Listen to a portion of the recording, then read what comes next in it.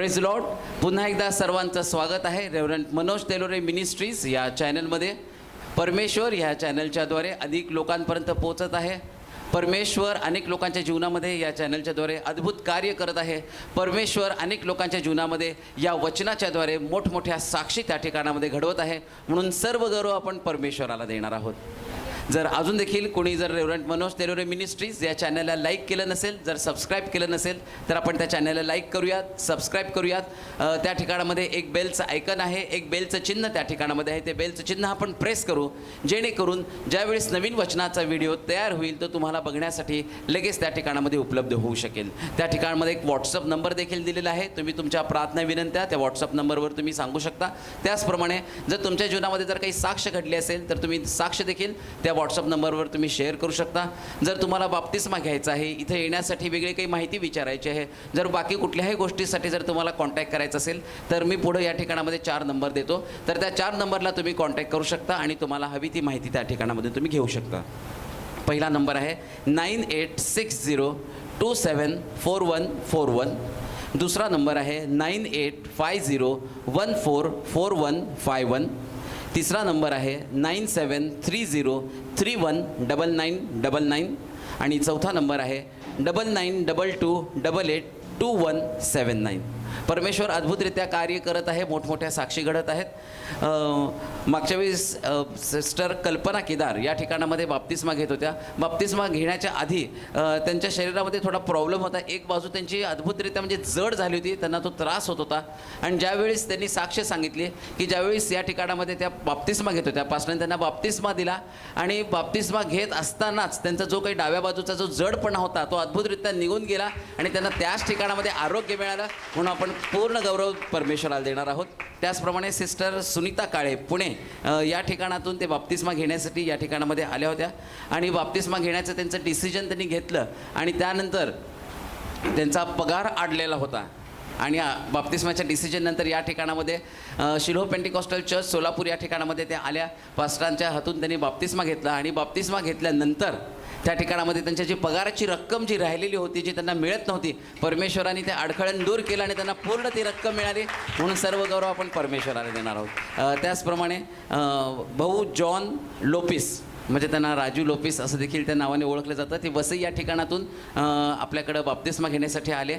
आणि ज्यावेळेस त्यांनी निर्णय घेतला की त्यांना बाप्तिस्मा घ्यायचा आहे, त्याच्या आधी त्यांच्या जीवनामध्ये बरेच प्रश्न होते. त्यांचे काही जागा होत्या, काही बंगले होते, ते विकायचे होते, ते विकले जात नव्हते. वेगवेगळे प्रॉब्लेम्स त्या ठिकाणामध्ये होते. पण ज्यावेळेस त्यांनी ठरवलं की या ठिकाणामध्ये यायचं आणि या ठिकाणामध्ये येऊन बाप्तिस्मा घ्यायचा, मग अशी आपण साक्ष ऐकली की बाप्तिस्मा झाल्यानंतर जी पगार राहिली होती ती त्यांना मिळाली.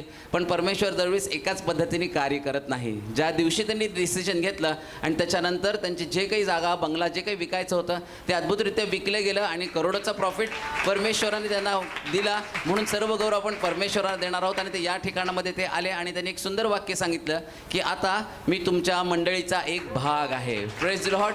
परमेश्वर वेगवेगळ्या ठिकाणातून शिलोह कुटुंबामध्ये लोकांना अट्रॅक्ट करत आहे यासाठी की सर्व गौरव परमेश्वराला मिळाला आणि प्रत्येकाच्या जीवनातून येशू ख्रिस्त उंच व्हावा. यावेळेस ही वेळ वचनाची असताना आपण जोरदार टाळ्या वाजून पास्टरांचं स्वागत. आपण जाऊया योबाच्या पुस्तकाकडे, 4था अध्याय आणि त्याचं 6 आणि 7 वचन. योबाचं पुस्तक 4था अध्याय 6 आणि 7 वचन. फार सुंदर वचन आहे. आमची धार्मिकता, आमचं समर्पण आणि ज्या गोष्टी आम्ही प्रभूसाठी करत आहोत ते आम्हाला किती महत्वाचं आहे ते वाचूया. योबाचं पुस्तक 4था अध्याय 6 आणि 7 वचन. तुझ्या देवभक्तीचा तुला आश्रय आहे ना, तुला आश्रय आहे ना, तुझ्या सात्विक आचरणावर तुझी आशा आहे ना, तुझी आशा आहे ना. कोणी निरापराध असून कधी नाश पावला आहे काय धार्मिक कधी विलयास गेले आहेत काय याचा विचार कर. आज जो मुख्य विषय, धार्मिक कधीच विलयास जात नाही. आमेन. धार्मिकता जगामध्ये सगळ्यात जास्त इम्पॉर्टंट काय असेल तर धार्मिकता. आमेन. धार्मिक कधीच विलयास जात नाही, त्याचा नाश होत नाही. धार्मिक कधी संपत नाही. निश्चित धार्मिकाची परीक्षा होती. धार्मिकाला संकटातनं जावं लागतं, अडचणीतनं जावं लागतं, हालेलुया. वेगवेगळ्या माध्यमातून त्याची परीक्षा होती. पण पवित्र शास्त्र आम्हाला सांत्वन देतं, आम्हाला धैर्य देतं आणि काय सांगतं माहिती का, धार्मिक त्याचा कधीच नाश होत नाही किंवा त्याला विलया जात नाही. एक गोष्ट ध्यानात ठेवा, देव धार्मिकाच्या भक्तीची परीक्षा घेत असतो. आमेन. बरेच लोकांना असं वाटतं ना, मग एवढं प्रार्थना करतो संकट का, परीक्षा घेतो देव. आमेन. तुम्ही खरंच मनापासून धार्मिक जीवन जगत आहात का लोभापोटी धार्मिक जीवन जगत आहात? चांगलं देवानं करावं, तुमच्या गरजा भागवाव्यात याच्यासाठी तुम्ही धार्मिक जीवन जगत आहात, किंवा तुमचं देवावरती प्रेम आहे, देवाची भक्ती तुम्ही मनापासून करत आहात, श्रद्धा तुमची मजबूत आहे का? म्हणून वेगवेगळ्या माध्यमातनं तुमची 100% परीक्षा होणार आहे. पण परीक्षा तुमच्या नाशासाठी नाही, आमेन. तर परीक्षा तुमच्या उन्नतीसाठी. हालेलुया. परीक्षेमध्ये धार्मिक जीवनाचा कधी अंत करू नका. आमेन. काही पण झालं तर धार्मिकता कधी सोडू नका.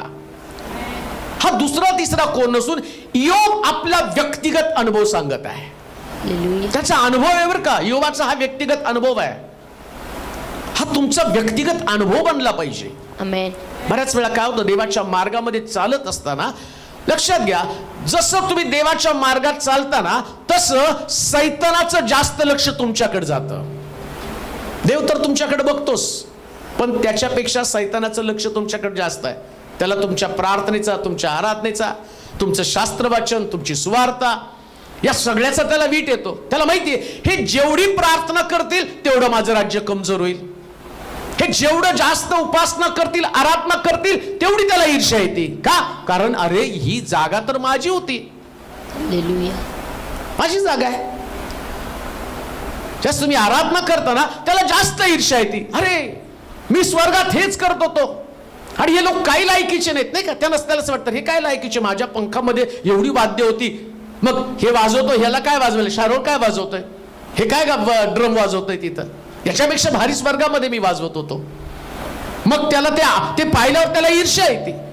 मग ईर्ष्या आल्याबरोबर त्या व्यक्ती संबंधानं तो देवाकडे जाऊन तक्रार करतो. असं लिहिलंय पवित्र शास्त्रामध्ये. योबाची धार्मिकता, योबाचं नीतिमत्व, योबाची सात्विकता त्यानं पाहिली आणि स्वर्गामध्ये गेला आणि देव त्याच्याकडे पाहून हसला आणि त्याला विचारलं, काय तुझं लक्ष माझा सेवक योब याकडे गेलं का? लक्षात घ्या, परमेश्वर जसं तुमच्याकडे पाहतो ना, तसं हा जगाला ठकवणारा, जगाला भुलवणारा आणि नाश करणारा असा जो व्यक्ती आहे, अशा या व्यक्तीचं लक्ष तुमच्याकडे जाणार आहे. आणि मग ते लक्ष तुमच्याकडे गेल्यावर तुम्ही घाबरून नाही जायचं, उलट तुमची धार्मिकता तुम्हाला वाढवायची, आमेन. कमी नाही व्हायचं. बरेच लोक हालेलुया. म्हणतात नाही आता प्रार्थना बंद, एवढी प्रार्थना केली काही घडलं नाही, उलट प्रार्थना केल्यापासून जास्त प्रश्न यायला लागले. अहो जास्त प्रश्न यायला लागले याच्यावरून तर ओळखायचं हालेलुया. देवानं तुम्हाला धार्मिक ठरवलेलं आहे. आमेन. हालेलुया. हालेलुया. देवानं तुम्हाला धार्मिक ठरवले. मला वाटतं एक वचन वाचा म्हणजे तुम्हाला समजेल. योबाचं पुस्तक त्याचा पहिला अध्याय 6 ते 12 वचन. 6 ते 12 वचन काय लिहिले पहा बरं. एक दिवस असा आला की, एक दिवस असा आला की त्या दिवशी देवपुत्र परमेश्वरापुढे येऊन, हा देवपुत्र परमेश्वरापुढे येऊन उभे राहिले. पहा एक नाही बरं का सैतान, अख्खी सैतानाची टोळी एका व्यक्तीसाठी. कुणासाठी? योबासाठी. तुम्हाला लक्षात कसं येत नाही, तुम्ही एक असता पण तुमच्याकडं या सैतानाच्या सगळ्या टोळीचं लक्ष असतं. असं लिहिलंय तिथं पवित्र शास्त्रामध्ये. देवपुत्र म्हणजे लुसिफर आणि त्याची टोळी, ही सगळी टोळी या योबाच्या भोवती गरडा घालून बसली होती आणि रोजच्या जीवनाकडे त्याचं अवलोकन करत होती. कशासाठी? योबानं प्रार्थना बंद करावी, योबानं आपल्या लेकरांसाठी प्रार्थना करू नये, योबानं आपल्या कुटुंबासाठी प्रार्थना करू नये, योबानं धार्मिक जीवन जगू नये. आणि म्हणून सगळी टोळी स्वर्गामध्ये गेली. काय लिहिले वाचा बरं. एक दिवस असा आला की, एक दिवस असा आला की त्या दिवशी देवपुत्र परमेश्वरापुढे येऊन उभे राहिले उभे राहिले व त्यांच्यामध्ये सैतानही आला. सैतान सुद्धा आला. परमेश्वर सैतानास म्हणाला, परमेश्वर सैतानास म्हणाला, तू आता कोठून कोठून आलास? सैतानाने परमेश्वरास उत्तर दिले, सैतानानं परमेश्वरास उत्तर दिलं, मी पृथ्वीवर इकडे तिकडे हिंडून फिरून किती सुंदर उत्तर दिले बघा. हा हिंडफिर आहे, इकडं तिकडं सगळीकडनं हिंडून फिरून आलो आहे. म्हणजे हिंडत फिरत असताना तो धार्मिक शोधत होता बर का. हालेलुया. तुम्ही नवी पेठला कधी कधी जातात, चक्कर मारता, ते उगीच नाही जात. ख्रिसमसला ड्रेस घ्यायचा असतो किंवा वाढदिवसाला ड्रेस घ्यायचा असतो. मग तुम्ही आता हिंडून फिरून तर येऊ, कशासाठी? बघता कुठला चांगला आहे. तसंच हा सैतान काय करतो माहिती का, हिंडून फिरून एक परफेक्ट व्यक्ती, धार्मिक व्यक्ती, नीतिमान व्यक्ती, चांगला व्यक्ती, प्रार्थना करणारा व्यक्ती, विश्वास ठेवणारा व्यक्ती, देवाच्या वचनामध्ये वाढणारा व्यक्ती, आत्मिक जीवन जगणारा व्यक्ती, शुद्ध जीवन, पवित्र जीवन जगणारा व्यक्ती, आणि या व्यक्ती संबंधानं काय सांगितलं, तो हिंडून फिरून पृथ्वी तलावरती आला. पुढे वाचा. परमेश्वराने सैतानास विचारलं, माझा सेवक इयोब याच्याकडे तुझे लक्ष गेले होते काय? तुझं लक्ष गेलं होतं काय? भूतलावर. काय म्हणतो पहा, भूतलावर त्याच्या तोडीचा सात्विक म्हणजेच धार्मिक, सरळ देवाला भिवून वागणारा व पापापासून दूर राहणारा असा दुसरा कोणी नाही. पुढे सैतानाने परमेश्वराला उत्तर दिले की, आता सैतान तो भांडखोर आहे, तो काय गप्प बसणार आहे का? त्यानं सांगितलं, या इयोबासारखा देवाला भिवून वागणारा, धार्मिक, सात्विक म्हणजे पापापासून दूर राहणारा. लक्षात ठेवा, धार्मिक व्यक्ती कोण? जो पापापासून दूर राहतो. पाप कळलं पाहिजे नेमकं काय आहे. धार्मिक तो नाही जो प्रार्थना पण करतो आणि पाप पण करतो. पापापासून दूर राहणं म्हणजे धार्मिकता. हालेलुया. पाप आणि धार्मिकता कधी जमूच शकत नाही.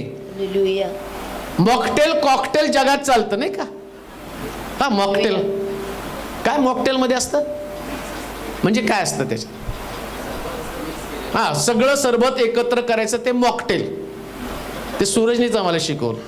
आम्हाला कुठलं मॉकटेल आणि कॉकटेल समजतंय, तर सगळं मिक्स करतात. तसं अनेक लोकांचं धार्मिक जीवन मॉकटेल झालंय.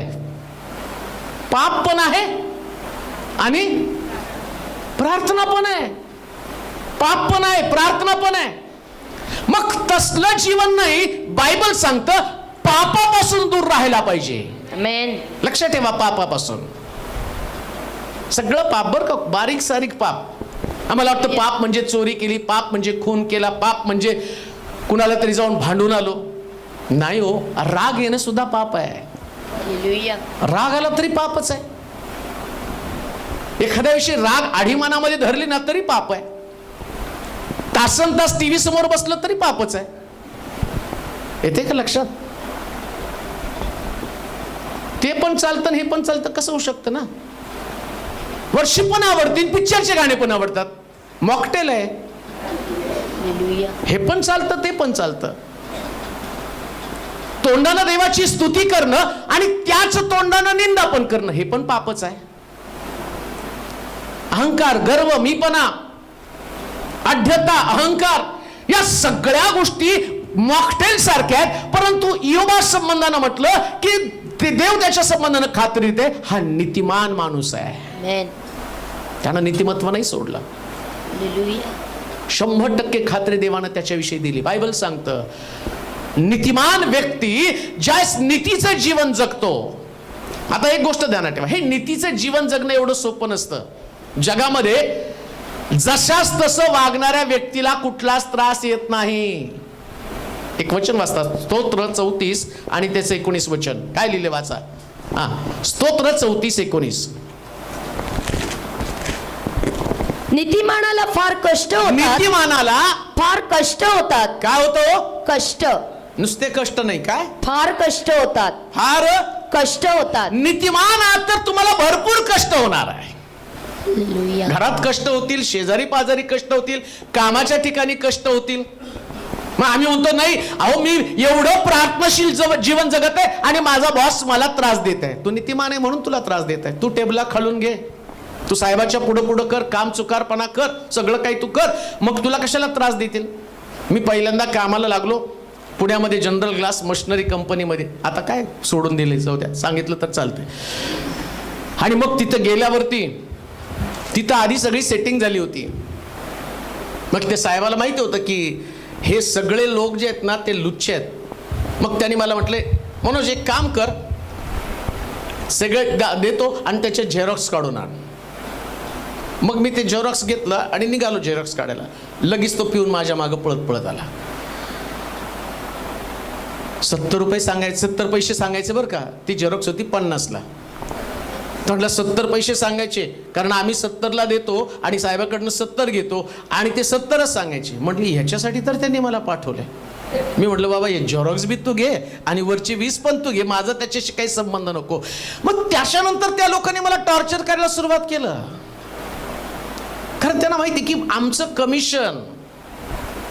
त्याच्यानंतर त्या लोकांनी वेगवेगळ्या पद्धतीनं मला जाणून बुजून कुठं तरी ट्रॅप करण्याचा प्रयत्न केला. का? कारण आम्हाला त्यांना वेगळं जीवन जगावं लागतं. हालेलुया. तुम्ही त्याच्याशी तडजोड नाही करू शकत. आमेन. हे धार्मिकता जी आहे ना, ही धार्मिकता तुम्हाला जगामध्ये त्रास भोगण्यासाठी सिद्ध करत असती. पण बायबल सांगतं देव धार्मिकाला सगळ्यातनं सोडवतो. आमेन. हे किती उत्तम आहे. हालेलुया. देव धार्मिकाला सगळ्यातनं सोडवतो. त्याला प्रश्न येतात, सगळ्यात जास्त प्रश्न त्यालाच येतात. का? कारण हा हिंडफिरा, असं लिहिलंय तिथं नाही का? हालेलुया. काय लिहिलंय तो? इकडे तिकडे हिंडून फिरून आलो आहे. म्हणजे हा सैतानाचं नाव काय? हिंडफिरा. हिंडफिरा. हालेलुया. अजून एक नाव आहे त्याला, लुसिफरला काय नाव आहे? हिंडफिरा. मग तो हिंडतो फिरतो म्हणजे काय करतो? मग धार्मिकाला पकडतो, त्याचं लक्ष धार्मिकाकडे जातं. तो हा नीतिमान आहे ना, मग हा नीतिमान मनुष्य आता या नीतिमानाला कष्ट देणारे त्याचे लोक कुठंतरी असतात हस्तक. बरोबर आहे, कुठंतरी त्याचे हस्तक असतात. पण एक गोष्ट ध्यानात ठेवा, देव जोपर्यंत परवानगी देत नाही तोपर्यंत सैतान नीतिमानाला कष्ट पण देऊ शकत नाही. हे बायबल मधलं सत्य बरं, कवी इकडचं तिकडचं सांगत नाही. 100% ट्रूथ, 100% सत्य. काय?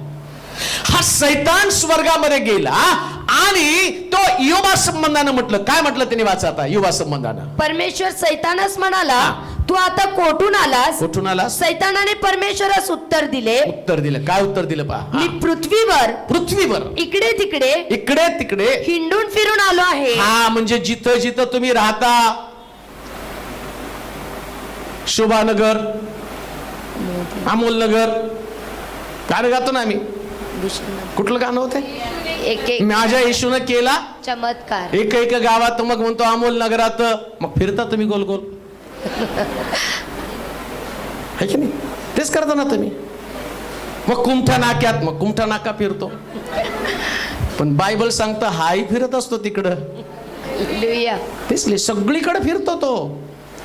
मग तुम्ही इकडं फिरताना तो म्हणतो आता तू इकडं फिर, मी तुझ्या घराकडे फिरून येतो. हालेलुया. का तर तू चर्च मध्ये मला चॅलेंज करत आहे, आव्हान करत आहे. पण एक गोष्ट ध्यानात ठेवा, जोपर्यंत देव तुम्हाला बळकट बनवत नाही तोपर्यंत परीक्षा पण होत नाही. आमेन. असं लिहिलंय. तो तुमची परीक्षा तुमच्या शक्ती पलीकडे. म्हणजे पहिले देव शक्ती देतो ना तुम्हाला. आमेन. परीक्षा कधी होती? जेव्हा देव तुम्हाला शक्ती देतो तेव्हा परीक्षा होती. आमेन. दुसऱ्या भाषेमध्ये, सोप्या भाषेत तुम्हाला सांगतो, मुलांची परीक्षा केव्हा घेतात? शिकवलं तर ना, का न शिकवता घेतात? आता न शिकवता मग पोरांचं ऑफलाईन नको, ऑनलाईनच घ्या, का सगळं घेऊन बसायचं.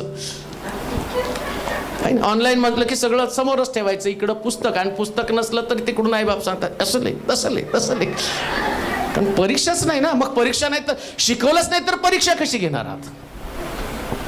म्हणून बायबल काय सांगतं, सैतान जरी देवाच्या लोकांना कोंडीमध्ये पकडण्याचा प्रयत्न करतो, पण तोपर्यंत देव परमिशन देत नाही जोपर्यंत तो तुम्हाला ताकद पुरवत नाही. आता देवाला कळतं की ह्याच्यामध्ये ताकद आलेली आहे, मग तो म्हणतो बिंदास परीक्षा घे.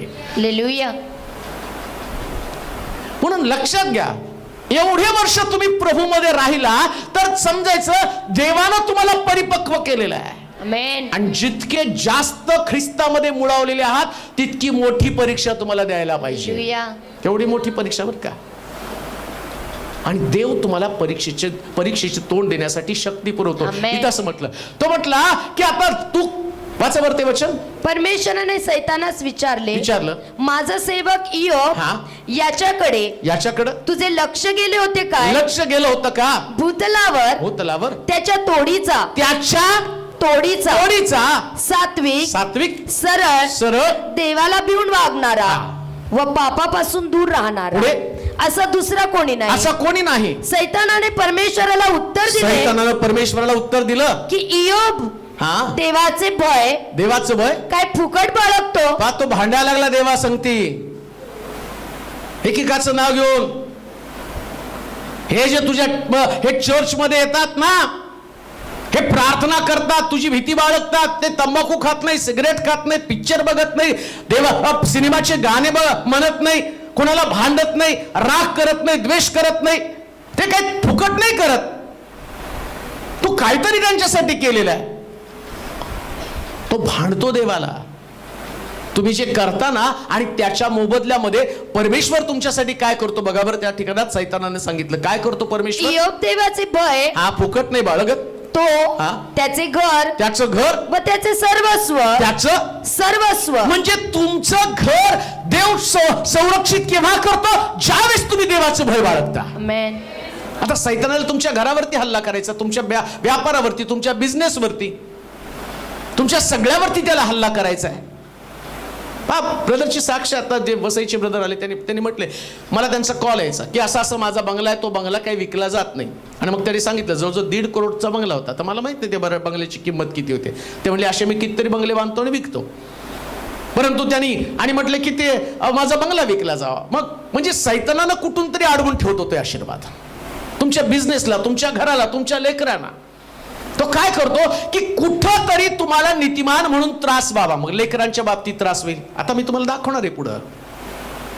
इयोब नीतिमान होता म्हणून देवानं त्याच्या लेकरांच्या भोवती संरक्षणाचं कवच निर्माण केलं होतं. हालेलुया. पण तू त्याच्या भोवती संरक्षणाचं कवच निर्माण केलं म्हणून तो तुझी भीती बाळगतो. लक्षात घ्या, ज्या दिवशी तुम्ही प्रार्थनेचं जीवन जगता, प्रभूला समर्पित जीवन जगता ना, त्यास देव तुमच्या सर्वस्वाला प्रोटेक्शन देतो. तुमची धार्मिकता हे तुमचं संरक्षण आहे. तुमच्या कुटुंबाचं, तुमच्या लेकराचं, तुमच्या व्यवसायाचं सगळ्याचं संरक्षण आहे. हालेलुया. आणि सैतानाचं दुखणं हेच आहे. सैतानाचं त्याला वाईट वाटण्याचं कारण काय? मला यांच्यावरती हल्ला करता येत नाही का? कारण धार्मिकाला देव संरक्षण देतो. आमेन. धार्मिकाला संरक्षण देतो बरं का. तुमच्या लेकराला संरक्षण देवाचं. बऱ्याच वेळा तुम्हाला सांगतात नोकरीवरून काढणारे. बऱ्याच लोकांची मला फोन येतात, बघ साहेब नोकरीवरून काढणारे आणि त्यांचं मला ते हे आलेलं आहे आणि लेटर. घाबरू नका, येशूच्या रक्ताखाली त्यांना आणतो. नंतर तेच अहो काढलं तर नाही, प्रमोशन दिलं उलट का. हो धार्मिक आहे. आमेन. खूप साक्षी आहेत. ऐक, तुम्ही त्याच्यावर स्टेटसवर बघत असताल व्हॉट्सअपवरती. मग कुठून येतं हे कुठून संरक्षण मिळतं? शास्त्र सांगतं धार्मिक कधीच विलयात जात नाही, नाश त्यांचा होऊ शकत नाही, कधीच नाश होऊ शकत नाही. हा अनुभव येणार आहे. कशासाठी येणार आहे अनुभव? त्याचं चॅलेंज आहे ना सैतानाचं. फुकट भय बाळगत नाही. हालेलुया. लक्षात ठेवा, देव आणि सैतान यांच्या युद्धामध्ये, नीट ऐका, देव तर प्रबळ आहे. आमेन. असं लिहिलं, शेवटी परमेश्वर या सैतानाला पकडून साखळदंडाने बांधून त्याला त्या डोहामध्ये 1000 वर्ष ठेवणारे, नंतर कायमस्वरूपी त्याला त्या डोहामध्ये बांधणारे. मग देवाला ती ताकद आहेच, बांधणार आहे त्याला. पण आता काय माहिती का, या पृथ्वी तलावर देवाला युद्ध सैतानाबरोबर लढायचंय. मग ते लढण्याचं माध्यम कोणतं? तुम्ही आणि मी. हालेलुया. त्याला हरवायचंय. मग हरवणार कोणाकडनं? धार्मिक व्यक्तीकडनं. आमेन. धार्मिक व्यक्तीकडनं तो युद्ध आहे. दुसऱ्या भाषेमध्ये, मोदी पंतप्रधान आहेत, देश चालवतात. मग लढायला मोदी जातात का? कोण जातात? सैनिक. बरं सैनिक जातात. मग आम्हाला म्हणतात का तुम्ही जा? आता उद्या युद्ध घडलं मग ते म्हणतील की चला चला चला तेलोरे पाळत, आता तुम्ही मोठे मोठे संदेश लढायचे दिले, आता तुम्ही हातात बंदूक देतो आणि तिथं मी मरून जाईल ना. मला कुठं गोळी जाते? ती तिकडं जायची अशी गोळी, ती त्याचा जोरात धक्का मला बसेल, छाती फुटून बाहेर येईल. म्हणजे मला ट्रेनिंगच नाहीये ते. तसं देव युद्ध लढवताना ज्याला ट्रेन केलं त्यालाच Amen. लढवतो. जे धार्मिक आहे ते ट्रेन झालेले लोक आहेत. हालेलुया. किती सुंदर नाही का? आमेन. मग तुमच्यावर परीक्षा आली तर समजायचं तुम्ही ट्रेन झालेले लोक आहात. हालेलुया. ट्रेन झालाय तुम्ही. हालेलुया. प्रीचिंग करणं लढाई करणं मध्ये फार मोठा फरक आहे. मी लढाईवर खूप सुंदर संदेश देईल. मी तिथं कपल्सवर एवढा सुंदर संदेश दिला जोडप्यावरती. त्यांना म्हटलं माझंच नाही बरं का, बायको कशी सांभाळावी एवढं छान सांगता, तुमचीच गाय. सांगण्याचं तात्पर्य लढाईसाठी जी कुवत तुमच्यामध्ये लागते ना, ती कुवत तयार झाल्याशिवाय प्रभू तुम्हाला लढाईला पाठवत Amen. नाही. धार्मिक म्हणजेच तो योद्धा आहे प्रियानो, जो Amen. योबाच्या बाबतीमध्ये सांगितलं. हालेलुया. काय सांगितलं योबाच्या बाबतीमध्ये?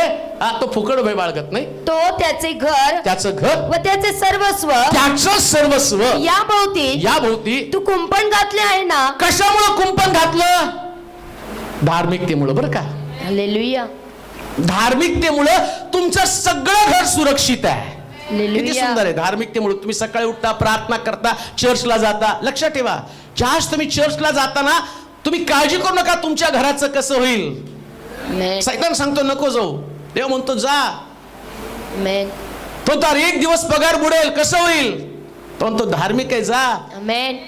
ज्या इस्रायल लोकांना रानामध्ये मी हालेलुया. 6व्या दिवशी 2 दिवसाचा मानना दिला आणि मी दाखवून आमेन. दिला माझा मी तुझा प्रभू आहे, तो तुझ्या गरजा भागवेल. हालेलुया. धार्मिक आहात ना तुम्ही, मग तुमच्या गरजा भागणारच आहेत. आमेन. टेन्शन घेऊ नका, काळजी करू नका. आमेन. हो, सैतान चॅलेंज करतो की तू त्याच्या सर्वस्वाभोवती कुंपण घातलेला आहे. मग पुढे काय वाचा बरं? तू त्याच्या हातास हातास यश दिले आहे ना यश दिलं आहे ना. व देशात. जो व्यक्ती धार्मिक आहे देव त्याच्या हाताला यश देतो. आमेन. म्हणून लक्षात ठेवा, तुमची प्रार्थना, बरेच लोक म्हणतात देव काय सांगतो तुम्ही मला सांगा. कोण करून पाळक साहेब प्रार्थना करून जरा कळवा बरं माझं. आता ते काय टेम्परेचर आहे, किती ताप आला दाखवायचं. थर्मामीटर आत घातलं आणि याला किती ताप आला आणि ह्याचा किती खोकला झाला ते नाही तपासता येत. शास्त्र काय सांगतं माहिती का? धार्मिकता तुम्हाला यश देणार आहे. आमेन. का देऊ नाही का? बऱ्याच लोकांना असं वाटतं कोणतरी माझ्या घरात काहीतरी केलंय, 100% केलंय. तो हिंडी फिर्यात तुमच्या घरात आलाय आणि का घुसला घरामध्ये? धार्मिक. कारण तुम्ही धार्मिक आहात. प्रार्थना बंद केली, तुम्ही विश्वास ठेवायचं बंद केलं, चर्चला जायचं बंद केलं. मग चर्चला जायचं बंद केलं, इकडं तुमचं कुंपण निघालं. शास्त्रात लिहिल्याप्रमाणे, नियमाप्रमाणे मी सांगतो. म्हणून कोण पाळक काय सांगतो त्याच्यावर बघत बसू नका. देवाच्या वचनाकडे बघा. कुठं तरी काहीतरी गडबड झाली, माझ्या प्रार्थना कमी पडल्या. आता शेवटी काय होतं, आम्हाला पण कोणीतरी जबरदस्तीने आम्हाला काय दिसतं सांगा म्हणलं, आम्ही सांगतो. म्हणजे मी नाही सांगत बरं का काय झालं तरी. प्राण जय प्रवचन रचक. मला पुष्कळ देव तुम्हाला दाखवतो, जरा सांगा आमच्या घराबद्दल काय. मी म्हणतो प्रार्थना करतो, देव प्रश्न सोडवेल. आमेन. मी सांगणार, मग तुमच्या घरात सैतान घुसला, शेजारने अमकं केलं, ह्याने तमकं केलं, बिचारा तुम्ही ते शेजारावर पण डाऊट खाणार, मग त्याच्यावर पण सगळ्या घरात गडबड गोंधळ करण्याच्या ऐवजी जो मुख्य कारागीर आहे, हो नाही मुख्य कारागीर हा लुसिफर आहे, जो मुख्य आहे त्याच्याकडे तुमचं लक्ष गेलं पाहिजे. जीवनामध्ये जर यशस्वी व्हायचं असेल, ऐका 100% ट्रूथ सांगतो, जर सक्सेसफुल व्हायचं असेल ना तर फक्त प्रार्थना करून देवाला समर्पित व्हा, बाकी काही करू नका. हालेलुया. जगामध्ये जो आहे त्यांच्यापेक्षा तुमच्यामध्ये आहे तो सामर्थ्यशाली आहे, तो तुमच्यामध्ये आहे. हालेलुया. तोच घाबरतो तुमच्या धार्मिकतेला. योबाच्या धार्मिकतेला सैतान घाबरला. लक्षात ठेवा, तुम्ही जितकं चर्चला जाता, जितकी प्रार्थना करता, जितकं समर्पित होता, तितकं सैतानाला धडकी भरती. तो म्हणतो अरे याची धार्मिकता याला प्रबळ बनवत आहे, मजबूत बनवत आहे. धार्मिक कधीच विलया जात नाही असं देवाचं वचन सांगतं. कधीच म्हणजे कळतं का तुम्हाला? कधी म्हणजे कधीच नाही. हालेलुया. कधीच नाही प्रिया. बरेच लोक म्हणतात की हे वर्ष कसं जाईल, 2021 कसं, 2022 कसं, 2023 कसं. दिखाव हा भाग्यरेषा सांगा बरं. हा तुमचं लग्न मध्येच तुटणार आहे, ही विवाहाची रेषा नीट नाहीये. तुमची नोकरी जाणार आहे, हे अमकं होणार आहे.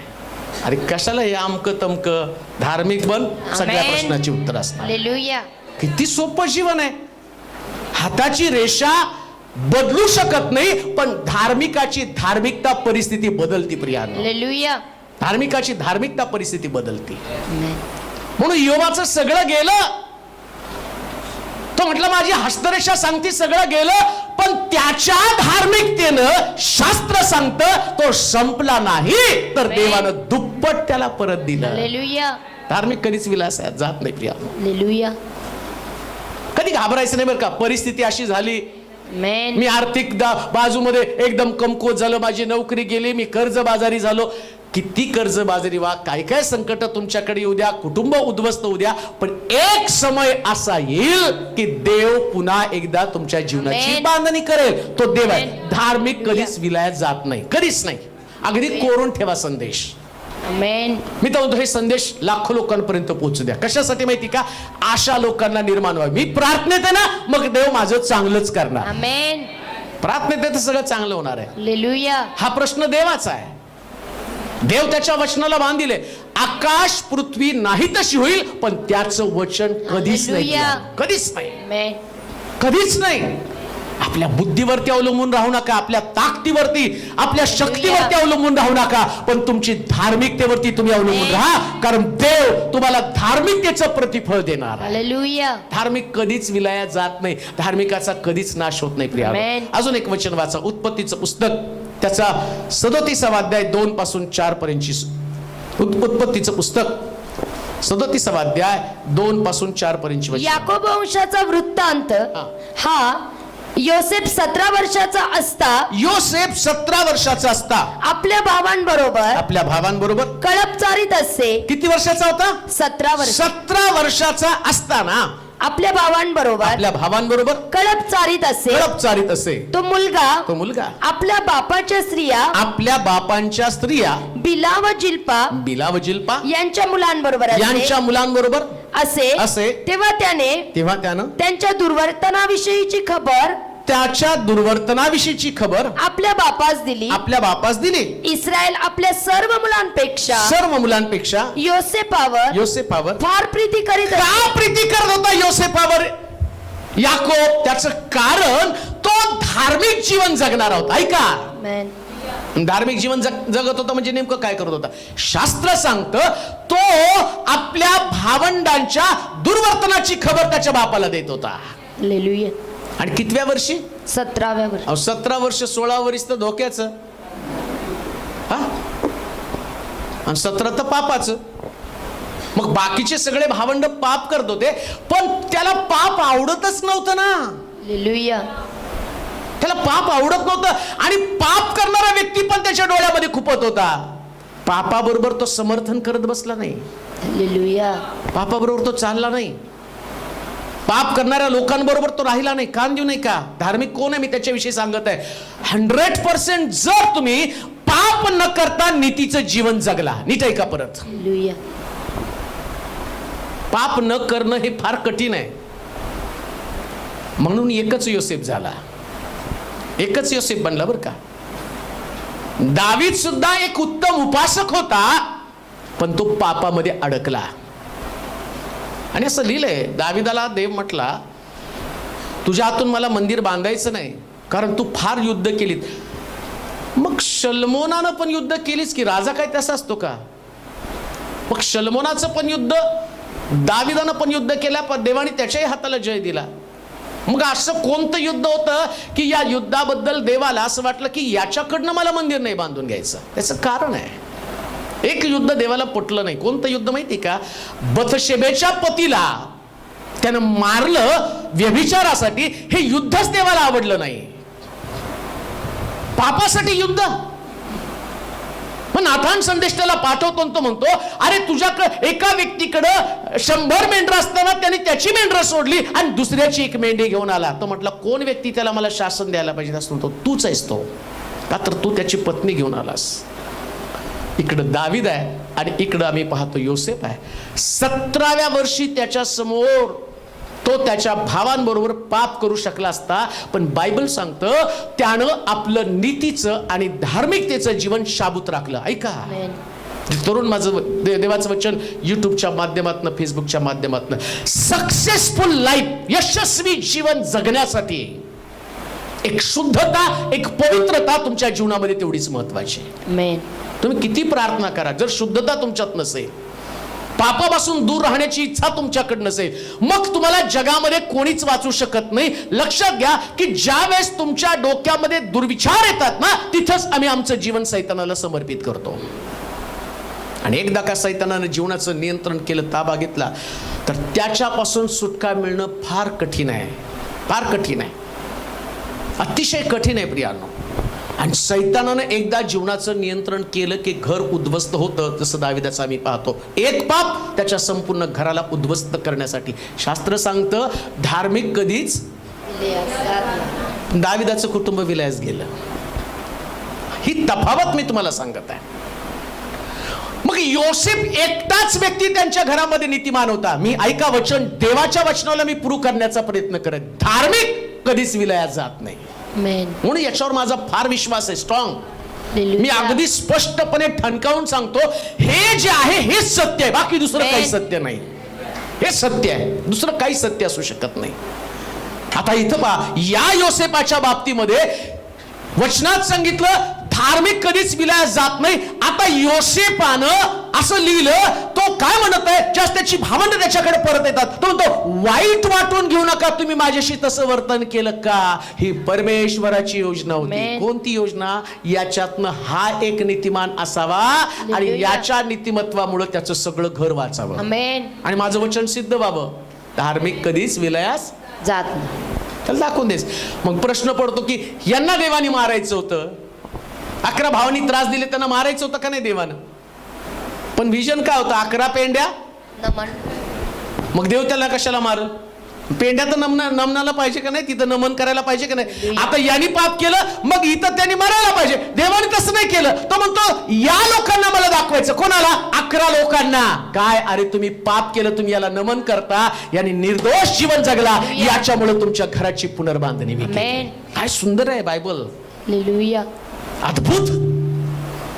असं देव आम्हाला सिद्ध करतो की तुम्ही जर धार्मिक जीवन जगला, लक्षात ठेवा, धार्मिक जीवन फार कठीण आहे, पण ते यशस्वी जीवन आहे. हालेलुया. एक सक्सेस त्याच्यामध्ये आहे.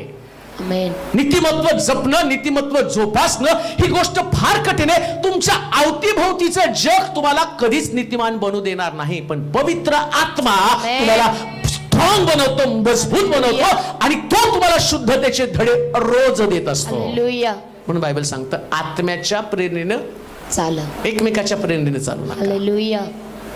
तो भावांच्या प्रेरणेने चालला नाही. त्याचे भाऊ त्याला म्हटले असतील, असं लिहिले, ते त्याच्या बापाच्या म्हणजे त्यांच्या ज्या आया होत्या त्यांच्या बरोबर हे भाऊ दुर्वर्तन करत होते. बापरे, किती भयानक पाप होतं. कसलं जग होतं ते. जग किती भयानक होतं की ती मुलं आई बरोबर व्यभिचार करत होते आणि त्या मुलाने ते पाहिलं आणि त्याच्या बापाला जाऊन सांगितलं. म्हणजे सांगण्यासारखं लाज वाटणारं पाप त्या काळात घडलं आणि तरी सुद्धा त्यानं ते जाऊन बापाला सांगितलं आणि त्याचा परिणाम काय? बायबल सांगतं तो सर्वोच्च पदावरती चढला. हालेलुया. धार्मिक कधीच विलाय जात नाही. 37वा अध्याय त्याची 18-20 वचन वाचा, 18 ते 20 वचनापर्यंत. त्याने त्याला दुरून पाहिलं, तेव्हा तो त्यांच्याजवळ येऊन पोहोचण्यापूर्वी त्याला मारून टाकण्याचा. आता धार्मिकाला काय करायचा प्रयत्न केला? मारून टाकण्याचा. आणि वचन काय सांगतं? धार्मिक कधी विलयास जात नाही. पण धार्मिकाला मारण्याच्या योजना तर होतात का नाही? हालेलुया. येते का लक्षात? तुमच्यासाठी लुसिफर कडे एक प्लॅन आहे. कशासाठी माहिती का? तुम्ही धार्मिकता सोडावी आणि त्याच्या ट्रॅप मध्ये तुम्ही अडकावं. सैतान गरजणाऱ्या सिंहासारखा कोणाला खावं, कोणाला गिळावं म्हणून शोधित फिरतो. टपलेला आहे की नाही? पण खाल्ल्याचा पुरावा आहे का? नाही. खाल्ल्याचा पुरावा असता धार्मिकाला तर आशा नसते. तो शोधत राहतो कोणाला खावं, कोणाला गिळावं, कोणाला टपावं. ऐका आता पवित्र शास्त्रातला दाखला तुम्हाला सांगतो. दानियल सिंहाच्या गुहेमध्ये टाकलं. दानियलला खाल्लं का? आणि टाकणाऱ्यांना टाकलं. ज्यांनी टाकणारे होते त्यांना टाकलं तर त्यांना खाल्लं. हालेलुया. म्हणजे कोणाला शोधतो तो? जे धार्मिक नाही त्यांना. हालेलुया. आहे की नाही? हे धार्मिक नव्हते. यांनी त्या दानिएलला गुळेत टाकलं आणि दानिएल त्याच्या प्रार्थनेनं वाचला. त्याच्या प्रार्थनेनं वाचल्यावर सैतान म्हणतो, अरे याला खायचं होतं पण मला याच्या धार्मिकतेमुळे खाता आलं नाही. हालेलुया. कोण म्हणतात नॉनव्हेज, व्हेज, नॉनव्हेज. मग व्हेजिटेरियन ते आम्ही नॉनव्हेज खात नाही. आता सैतान तिथं जो होता ना तो म्हणत होता मी सगळे खातो, धार्मिक खात नाही. हालेलुया. काय? हालेलुया. म्हणजे धार्मिक लोक हे व्हेजिटेरियन आहेत, मग शेर कभी घास नाही खाता. हालेलुया. धार्मिक लोक व्हेजिटेरियन आहेत. तो लुसिफर आहे तो नॉनव्हेज आहे. त्याला असंच बोकड, हत्ती, कोंबड अमकं खाऊन टाकतो.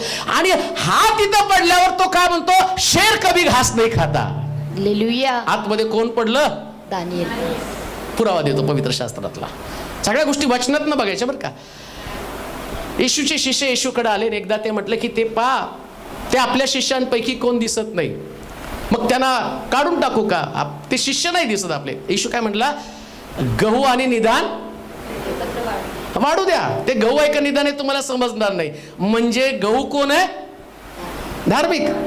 धार्मिक गहू आहेत म्हणजेच व्हेजिटेरियन. हालेलुया. आहे का नाही? धार्मिक गहू. आलं का लक्षात? हालेलुया. सात्विक आहे. आमेन. गव्हाला सत्व म्हटलेलं आहे, सात्विक गहू. तसं हे धार्मिक. म्हणजे मी असं नाही म्हणत बरं का, नाही तर तुमचा असा पण ग्रह घ्यायचं की आतापासून सगळ्यांनी व्हेजच खायचं. काय खायचं ते खा. खाणं आणि पिणं या देवराज्य नाही. काय पण खा. काय पण खा म्हणजे पचल ते खा. काही ब्लेड बी खातात, काही लोक ट्यूबलाईट पण खातात आणि काही लोक एकमेकाचं डोकं खातात. पण हे मला सांगायचं की ज्यावेळेस तुम्ही धार्मिक असताना धार्मिक लोकांना सैतान खाऊ शकत नाही. म्हणून आम्ही पाहतो या योसेफाच्या बाबतीमध्ये काय घडलं. हा योसेफ जो आहे आणि तो अशा पद्धतीचं वर्तन करत होता की जे त्याच्या बापाला पसंत होतं. तुम्हाला तुमच्या बापालाच पसंत पडायचं. आमेन. तुमच्या बापाला तुमची धार्मिकता हालेलुया. पाहिजे बरं का. तुमची धार्मिकता तुमच्या बापानं पाहिली की तो म्हणतो की याला पाहिजे ते मी देतो. हालेलुया. याला मी पाहिजे ते देईल. आमेन. पुढे खूप वचन आहेत पण मला पुढचं पाहायचं. वाचूया पुढं. हा. त्यांनी त्याला दुरून पाहिले. दुरून पाहिलं तेव्हा तो त्यांच्या जवळ येऊन त्यांच्या जवळ येऊन पोहोचण्यापूर्वी त्याला मारून टाकण्याचा त्यांनी कट केला. ते एकमेकास म्हणाले, पहा तो स्वप्नदर्शी येत आहे. कोण आहे? म्हणजेच धार्मिक बरं का. स्वप्नदर्शी म्हणजे धार्मिक. विजन असलेला व्यक्ती. हालेलुया. ज्याच्याकडे विजन आहे तो धार्मिक. हालेलुया. तुमच्याकडे विजनच नाही. आमचं विजन काय? शिक्षण घ्यायचं, लग्न करायचं, लेकरं, म्हातारपण, मरा, पुरा, संपलं, डिश. पण विजन असणारे लोक ज्यांच्याकडे धार्मिकता आहे ते काय करतात माहिती का? योब आपल्या पिढीला सुरक्षित करत होता. आमेन. हे विजन आहे. हे स्वप्न हालेलुया. आहे. योसेफाला पण विजन आहे. काय विजन आहे? त्याची भावंड करतात ते पाप करणं का त्याच्या भावंडानं त्याला सलाम करणं? ऐका, योसेफाकडे दोन त्याच्या समोर पर्याय आहेत. जर मी त्यांच्या इच्छेप्रमाणे वागलो तर कदाचित ते मला त्रास देणार नाहीत. अजून आहे का? आता हा सगळ्या त्रासातनं गेल्यावर नीट ऐका बरं का धार्मिक जीवन कसं असतं ते. मग त्याच्या भावांनी पाहिलं की हा काही धार्मिकता सोडत नाही, त्याला खड्ड्यात टाकलं, मग विकलं, मारायची योजना केली. मग त्याला ते आले लोक, ते व्यापारी येऊन त्याला घेऊन गेले. मग पोटीपराच्या घरामध्ये त्याला विकलं, तिथं तो दास म्हणून काम करायला लागला. आता विचार बदलायला पाहिजे बरं का. त्यांनी म्हटलं पाहिजे बाबा धार्मिक जीवन जगायला लागल्यापासून सगळ्या अडचणी. आता काय करतो? तेवढ्यात पोटीपराची पत्नी आली आणि तो किती वर्षाचा आहे? 17. आता मी वाचलं किती वर्षाचा होता तो? 17 वर्ष. म्हणजे घटना घडत असताना काय फार मोठा कालावधी गेला नाही. रिसेंट पटपट ते घडायला लागले. 5-6 महिने म्हणजे अजून 17 वर्ष त्याचं पूर्ण होत नाही, 18 लागत नाही तोपर्यंत हे सगळं घडायला लागलं. आणि घडल्यावर 17 वर्षाचा तरुणाबाण पोरगा पोटीपराच्या घरात आला. पोटीपराच्या पत्नीचं लक्ष त्याच्याकडे गेलं आणि तिकडे गेल्यावर आता 17 वर्षाच्या तरुणाला सहज मोह होऊ शकतो. एवढ्या मोठी ती बाई आहे. आता लक्षात घ्या, पोटीपराची पत्नी म्हणजे तो फार उच्च दर्जाचा व्यक्ती आहे. मग ती दिसायला पण किती सुंदर असेल. किती सुंदर असेल ती. मग त्या सौंदर्यानं तो बुडला जाऊ शकतो. परवा मी ऐकलं, वाचलं, एक 75 वर्षाची म्हातारी आणि तिने 17 वर्षाच्या मुलाला म्हटलं माझ्याबरोबर लग्न कर, आणि त्याने केलं. कारण ती म्हटली की माझी पेन्शन तुला मिळेल. आपल्याकडची नाही गोष्ट, तिकडची आहे. आणि त्याने ते केलं लग्न. आणि ते म्हणतात की ते फार सुंदर संसार करते. मी तुम्हाला का सांगतो माहिती का, योसेफ 17 वर्षाचा होता आणि त्याच्या समोर एक तरुणी होती. ती दिसायला पण छान असणार आहे, दर्जा आहे, तिला मोठं पद आहे. योसेफाला ती जगातलं सगळ्यात चांगलं देऊ शकली असती. योसेफाचे कष्ट ती दूर करू शकली असती. पण योसेफानं नीतीचं जीवन स्वीकारलं, नीतीचं जीवन स्वीकारलं. आणि बायबल काय सांगतं, धार्मिक कधीच विलयास्तात नाही. आता जेवढं धार्मिकाला जास्त, कसं वाचा परत ते वचन म्हणजे तुम्हाला कळल. मला ते देवाच्या वचनाला कुठून तरी मला सिद्ध करायचं, तेच खरं आहे म्हणून सिद्ध करण्याची गरज नाही, पण मला तुम्हाला दाखवायचं. नीतिमानाला फार कष्ट होतात, तरी परमेश्वर कोण सोडवतो? परमेश्वर. कोण सोडवतो? परमेश्वर. नीतिमानाला कष्ट देणारे जगामध्ये खूप लोक पावली बर का. हालेलुया. भावाकडनं सुटला नाही म्हणतात ना, आकाश में गिरे आकाश से गिरे खजूर में अटके. आता भावाकडनं सुटला आणि अडकला कुठं? पोटीफराच्या घरामध्ये. पोटीफराच्या घरामध्ये प्रश्न आला.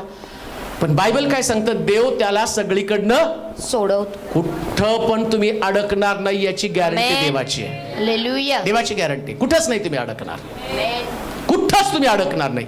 पण सगळीकडनं तुमची परीक्षा 100% होणार, सगळीकडनं परीक्षा होणार.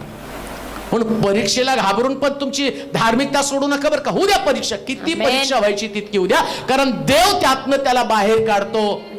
देवानं पोटीफराच्या पत्नीच्या द्वारे त्याला बंदीशाळेमध्ये टाकलं, पण बंदीशाळेत पण देवाने ठेवलं नाही. ज्या स्वप्न पडलं, समय आल्यावर त्याने राजाच्या स्वप्नाचा अर्थ सांगितला आणि राजाच्या स्वप्नाचा अर्थ सांगितला. राजा नंतर इतका खुश झाला, योसेफावर प्रसन्न झाला.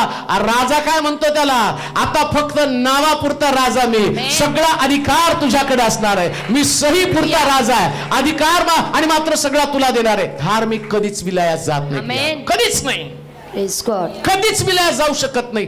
कारण तुमची धार्मिकता तुमचं संरक्षण करते, तुम्हाला प्रोटेक्ट करते. कुठं पण काम करा, कुठं पण थांबा, शिक्षण घ्या, काम करा, बिझनेस करा, कुठल्या नातेवाईकांमध्ये राहा, कुठंच तुमची अडवणूक होऊ शकत नाही. सगळ्यातनं देव तुम्हाला बाहेर काढायला समर्थ आहे. कारण शास्त्र सांगतं धार्मिक कधीच विलयात जात नाही, कधीच विलयात जात नाही. म्हणून योसेफाच्या बाबतीमध्ये म्हटलं, वाचा बरं 41 अध्याय 37 पासून 40 पर्यंतची वचनं वाचा पटकन. एक उत्पत्तीचं पुस्तक. फारोला व त्याच्या सर्व सेवकांना, फारोला व त्याच्या सर्व सेवकांना अगदी पटलं. तेव्हा फारो आपल्या सेवकास म्हणाला, ज्याच्या ठाई देवाचा आत्मा आहे. धार्मिकाच्या ठाई कोणाचा आत्मा आहे? देवाचा आत्मा. तुमच्यामध्ये माणसाचा आत्मा नको बरं का. माणसाचा आत्मा असला की रुसतो, फुकतो. ओळखायचं कसं माझ्यामध्ये माणसाचा आत्मा आहे? किती सोपं आहे. फुगलं की म्हणायचं माणसाचा, भांडलं की म्हणायचं माणसाचा, लोभ आला की म्हणायचं माणसाचा आत्मा. मग किती पण प्रार्थना करा, आत्मा कुठला आहे? माणसाचा. मग तुमची कशी प्रगती होणार? पण जिथं देवाचा आत्मा आहे तिथं फक्त प्रार्थनाच असतात. कुठं फुगायचं रुसायचं काय नाही. हालेलुया. लय फुगला तर फक्त टाचण्याला फुटाल, याच्या पेक्षा काहीही होणार नाही. आमेन म्हणाल का? काहीच होणार नाही. पण आम्ही देवाच्या वचनामध्ये वाढलं पाहिजे. आणि देवाच्या वचनात वाढत असताना ज्याच्यामध्ये देवाचा आत्मा आहे तो धार्मिक आहे. हालेलुया. आणि देवाचा आत्मा, देवाच्या आत्म्यासंबंधाने म्हटलं, आत्म्याच्या द्वारे निष्पन्न होणारं फळ. ओळखायचं कसं देवाचा आत्मा माझ्यामध्ये? सांगा बरं तुम्ही. प्रीती, शांती, आनंद, सहनशीलता, सगळं माहिती की तुम्हाला? सगळं माहिती आहे तुम्हाला. मग आता माझ्यामध्ये देवाचा आणि मानवी आत्मा देहाच्या प्रेरणेने चालाल तर काय म्हटलंय? काय देहाच्या गलती करायच्या पत्राच्या 5 तुम्ही सांगा, वाचत बसून आता पाठ व्हायला पाहिजे. काय सांगितलं? ज्याच्यामध्ये मानवी आत्मा आहे त्याच्यात काय जार कर्म करतो आणि प्रार्थना करतो, चालतंय का? नाही. मग मानवी आत्मा आहे. पुढे अशुद्धपणा. कोणत्या गोष्टी अशुद्ध आहे तुम्हाला कळतं? हा पिक्चर बघणं पण अशुद्ध आहे बरं का. तिकडं बघितलं की आपल्याला वाटतं मी तसाच आहे. उघड डिस्ट्रिब्युशन करू शकता का? फायटिंग, मारामारी. अतिरेकी त्याला विचारलं पंजाब मधल्या पाकिस्तान मधल्या अतिरेक्यांना, हे तुम्ही कसं काय टेक्निक? ते म्हटले भारतातले पिक्चर बघून आम्ही शिकलो बॉम्बस्फोट कसा करायचा आहे. म्हणजे हे पिक्चर प्रभाव करतं का नाही हो? मारायची आयडिया येते कुठनं? ते दुजे घ्यायला आलो, सगळेजण फाशीच घ्यायला लागले, मरूनच गेले. कुठून उड्या मारल्या? कड्यावरून. खरंच मेले कितीतरी. आता तुम्हाला माहित नाही, तुम्ही लहान असताल कदाचित, पण तो पिक्चर आल्यावर जे उठल ते कड्यावर जायचं आणि उडी मारायचं, मरून जायचं. म्हणजे तो मानवी आत्मा एकदा त्याच्यात घडून गेलं ना, ते डोक्यावरती प्रभाव करतं. उगीच वाटायचं, उगच तसं वाटायचं. मला पण आठवतं, मी एक पिक्चर बघितला होता, आंधळ्या मुलीबरोबर लग्न करते कोणतरी. तिकडून बाहेर आल्यावर म्हटलं मी पण आंधळीबरोबरच लग्न करणार. केलं असतं तर किती ताप झाला असता बघ. मला वाटायचं नाही, एक समाजसेवा आहे, असंच करायचं. आणि माझ्या डोक्यात ते पण, आमच्या आईने नाही म्हणलं तर मी आंधळीबरोबरच लग्न करणार. बंड व्हायचं डोक्यात होते. ते वाटतंच असं काहीतरी करावं.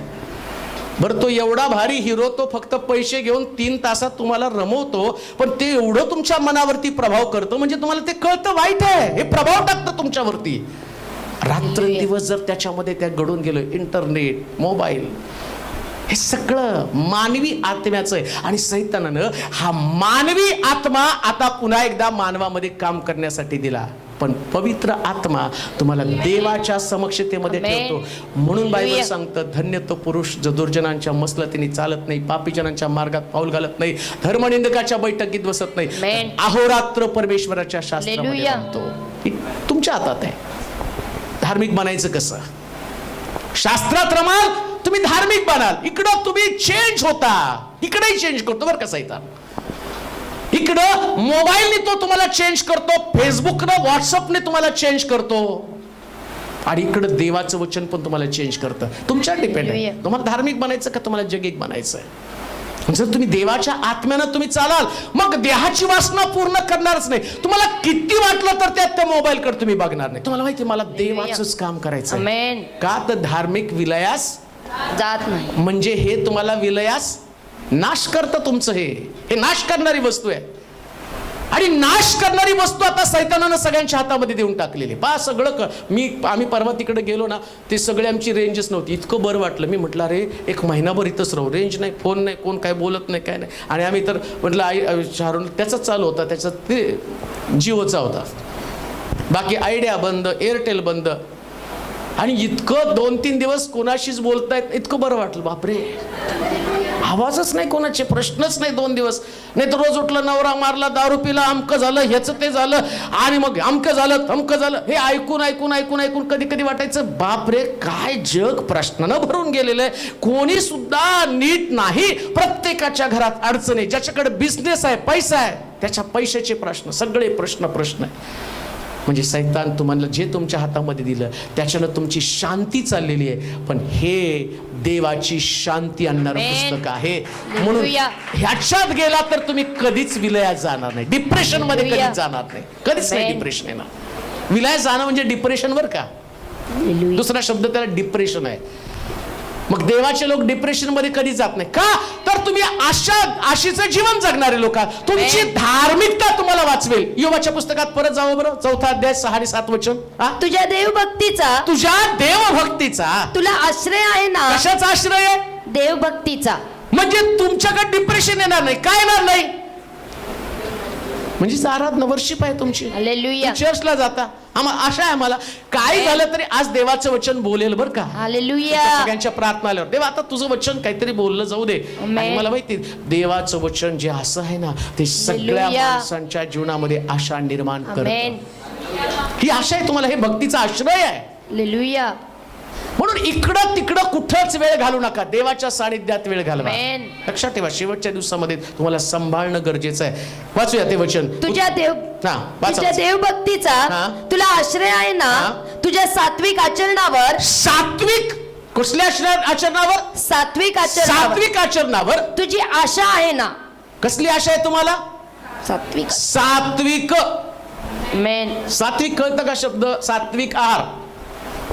सात्विक आहार मध्ये काय म्हणतात? चांगलंच खायचं. मला काल ते सुरतच्या घरी आम्ही जेवायला गेलो, ते ब्रदर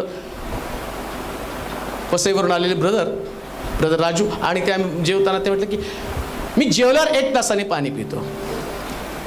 मग त्याने एक डायलॉग मारला, आपण जे खातो ना ते सात्विक जेवण आहे बरं का. तसं ते आयुर्वेदात सांगतात, ते पण सांगतात की तुम्ही जेवल्यावर 1 तासाने पाणी प्यायचं. पण ते मलाही माहित नव्हतं का प्यायचं. आपल्याला खाल्लं की गटा नाही का आतमध्ये. मग त्यांची बॉडी बघितल्यावर माझ्या लक्षात आलं. मग ते म्हटले माझं वॉकिंग वगैरे सगळं मी मेंटेन करतो, पाणी म्हणलं नाही 1 तासाने म्हणजे मी 1 तासाने पितो. मग त्यांनी सांगितलं आपण ज्यावेळेस खातो लगेच पाणी पितो ना तर आपल्या अन्नाचं गटार बनतं. बरोबर आहे, ते आतमध्ये चावून तुम्ही टाकलंय, पाणी मिक्स झालं, सगळं संपलंच की आत गेलेलं काय, त्याचं पस्तय कुठलं आले ते. मग ती सांगतात की तुम्ही 1 तासाने सात्विक जेवण म्हणजे तुम्हाला बरोबर टाइम टू टाइम सगळं करावं लागतं. तसं देवाच्या वचनामध्ये आम्ही सात्विक बनावं. आमची वेळ प्रार्थनेची, आमची वेळ मंदिराची, आमची वेळ देवाच्या सानिध्यामध्ये राहण्याची, हा समय जर तुम्ही पाळला ना मग आपोआप तुम्ही सात्विक बनता. हा वेळ पाळणं, आता त्याच्यावरून मला कळलं नाही हे तितकं महत्वाचं आहे. तुम्हाला निरोगी राहण्यासाठी, चांगलं आत्मिक जीवन टिकून ठेवण्यासाठी ही सात्विकता तुमच्यामध्ये येणं गरजेचं आहे. मग तुम्हाला सात्विकतेचा आधार असेल. आता इथं आम्ही पाहतो उत्पत्तीच्या पुस्तकामध्ये या लोकांनी त्याला कोंडीमध्ये टाकलं, पण 41 अध्याय आणि 37 पासून 40 पर्यंतच्या वचनामध्ये वाचा बरं काय लिहिलं त्या ठिकाणात. हे फारोला व त्याच्या सर्व सेवकांना अगदी पटलं. तेव्हा फारो आपल्या सेवकास म्हणाला ज्याच्या ठाई देवाचा आत्मा आहे असा या पुरुषासारखा आपणाला दुसरा कोणी आढळेल काय? आपणाला दुसरा कोणी. आता योबाच्या बाबतीमध्ये परमेश्वर काय म्हटला? त्याच्या तोडीचा सात्विक दुसरा कोणी नाही. आता योसेफाच्या बाबतीत पण म्हणलं त्याच्या तोडीचा दुसरा कोणी आढळेल. मग आता तू मंडळीमध्ये पण देव म्हणतो की अशी एक व्यक्ती मला पाहिजे जिच्या तोडीची व्यक्ती मंडळीतच कोणी असतात. मला तर वाटतं सगळ्यांनी असावं. हालेलुया. सगळ्यांनी असावी देवाची इच्छा आहे. या शहरामध्ये, तुमच्या घराण्यामध्ये परमेश्वर जास्त तुमच्याकडे पाहिलं ना त्यानं सैतानाला चॅलेंज केलं पाहिजे. यांच्या सारखी सात्विक व्यक्ती यांच्या अख्ख्या घराण्यामध्ये कुठं सापडत नाही. हे चॅलेंज असलं पाहिजे देवाचं तुमच्या बाबतीमध्ये. देव आमच्या शहराकडे, देव आमच्या मंडळीकडे पाहतो. ही सात्विकता तुम्हाला टिकून ठेवताना अनेक प्रकारच्या संकटाला तोंड द्यावं लागेल. पुन्हा मी तुम्हाला सांगतो, सात्विक बनणं सोपं नाही, नीतिमान बनणं सोपं नाही. पण त्याच्यात आशीर्वाद पण तेवढेच आहेत ना. काय वाचावर पुढे. तेव्हा फारो आपल्या सेवकास पुढं आणि फारो योसेफास म्हणाला देवाने तुला या सर्व गोष्टींचे ज्ञान करून दिले आहे. त्या अर्थी तुझ्यासारखा चतुर व शहाणा कोण बनवतो? धार्मिकता. बरं का, तुमची धार्मिकता तुम्हाला काय बनवते? चतुर व शहाण. अजून काय? शहाण. काही लोकांना वाटतं की धार्मिक लोक भोळे आहेत. तुम्हाला विकून खाऊ आम्ही. तुम्हाला कोणी सांगितलं आम्ही भोळे आहेत? धार्मिक लोक सगळ्या क्षेत्रामध्ये चमकतात. बिझनेस असू द्या, शिक्षण असू द्या, वाजवणं असू द्या, प्रीचिंग करणं असू द्या, गाणं पण असू द्या. मला ते ब्रदर म्हटले, अहो काय तुम्ही गाता? मी गातो म्हणून मी आमच्या घरामध्ये जास्त निघायचे सगळे गायला. प्रत्येकाचं एक गाणं ठरलेलं असायचं. मला गायलाच येत नव्हतं कारण मी प्रार्थनाच करत नव्हतो ना. मी जाऊन बसायचो आणि मग प्रत्येकाचं एक गाणं ठरलेलं, मला गाणंच कुठलं येत नव्हतं. आमच्या कुटुंबात जे भजन मंडळ असल्यासारखंच होतं की जास्त माहीत नव्हतं त्यावेळेस. मग ते बाहेर निघायचं, सगळं घरोघरी जाऊन आम्ही गायचो. पण त्यावेळेस मी धार्मिक नव्हतो, प्रार्थनाशील नव्हतो, त्याच्यामुळं आवाज निघतच नव्हता बाहेर. एकदा धार्मिक बनला की देव सगळ्यामध्ये तरबेज. हा कंठ काय जन्मजात कंठ नाही, पण धार्मिकतेचं हे प्रतिफळ आहे. तुम्ही गात होता ना तर असं भरून गेल्यासारखं वाटत होतं, अंगावरती काटे येत होते, कारण हे गाणं कंठातलं नाही, हे गाणं धार्मिकतेमधलं आहे. हे रायचियसनेस आहे, ही धार्मिकता आहे. Amen. या धार्मिकतेमध्ये तुम्हाला कुठलंच क्षेत्र त्याच्यामध्ये अडखण येत नाही, कुठलंच नाही प्रिया. हालेलुया. तुम्ही बघितलं असेल, मी फक्त लहानपणी एक वाद्य शिकलो. बासरी सगळ्यात सोपी स्वस्त होती, त्यावेळेस 10 रुपयाची बासरी घ्यायचो, वाजवत बसायचं. मग 120 रुपयाचं बुलबुल घेतलं, मग घरामध्ये डबे वाजवत बसायचं. मग त्याच्यानंतर चर्चमध्ये गेल्यावर ते बोंगो मिळाला. 150 रुपयाला बोंगो, 22 रुपयाची झांज. हे आमच्या चर्चमधलं वाद्य. 3 जण आम्ही क्वायरमध्ये, मी शिरीष आणि पूनमचे चुलते ते राजू गायकवाड, अशा 3घांचं आमचं क्वायर. मग ते जायचो, वाजवायचो, वाजवत हे पण मला माहीत नव्हतं. हे चर्चमध्ये घेतलं, बसलो, ते वाजवायला लागलो.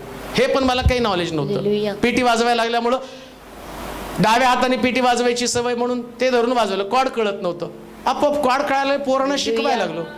मग कुठं क्लास लावला, काय केलं हे? हालेलुया. बायबल सांगतं, ज्याच्या ठाई देवाचा आत्मा आहे आमेन. तो सगळ्या क्षेत्रामध्ये तरबेज बनतो. आमेन. म्हणून जी लेकरं आहेत ना, ह्या सगळ्या लेकरांना मी एक शिक्षण देऊ इच्छितो. प्रार्थना करा, बसा, प्रभू तुम्हाला शिकवेल. देव शिकवणार आहे. आमेन. देव शिकवणार आहे. हालेलुया. काही करू नका, फक्त प्रार्थना करा. हालेलुया. चॅलेंज तुम्हाला सांगतो, तुमचा आवाज कसा आहे ते पण बघू नका. हालेलुया. माझ्यासारखा घोगरा आवाज जर चांगला बनू शकतो तर हालेलुया. तुमचे आवाज ऑलरेडी चांगले. देव तुमच्या आवाजामध्ये हालेलुया. अभिषेक पाठवेल आणि आमेन. अभिषेकानं लक्षात ठेवा, चांगल्या गळ्यानं कोणाचं परिवर्तन होत नाही. हालेलुया. लता मंगेशकरच्या गाण्यानं नेहरू रडले पण तारण नाही साधलं. हालेलुया. तारण नाही साधलं. पण तुमचं एक गाणं लोकांचं जीवन आमेन. बदलेल. का? कारण बायबल सांगतं धार्मिक विलया जात नाही. पण काय होतं, एंड करूया आपण. अजून काही आहेत पण थोडंसं पाहून एंड करूया. तिकडे अंदाज घ्या जरा. हा, असा कोणी निरापराध असून, कोणी निरापराध असू नाही, तिथं कधी नाही, नाही. उत्पत्तीचं पुस्तक. तेव्हा फारो, फारो, तर तू माझ्या घराचा अधिकारी हो. अधिकारी काय हो म्हटलं? अधिकारी हो. आता त्याच्या भावाने त्याला काय करायचं ठरवलं? मारायचं ठरवलं. आणि इकडं फारो काय म्हणतो? तू माझ्या माझ्या घराचा अधिकारी हो. मग धार्मिक विलय जातात का वाढतात? वाढतात. बायबल अजून एक वचन वाचा म्हणजे तुम्हाला कळेल. असं लिहिलंय त्या ठिकाणामध्ये, धार्मिक बढती पावतात. आणि नीतिसूत्राचं पुस्तक 29वा अध्याय 2रं वचन.